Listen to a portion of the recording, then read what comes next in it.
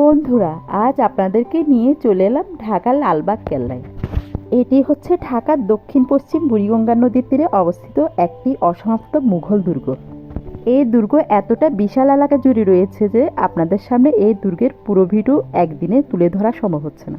তাই আমি আজ থেকে কয়েকটি পর্বে এই দুর্গের সম্পূর্ণ ভিডিও আপনাদের সামনে তুলে ধরার চেষ্টা করব। আজ তাহলে এই পর্যন্তই থাক, সবাই ভালো থাকবেন।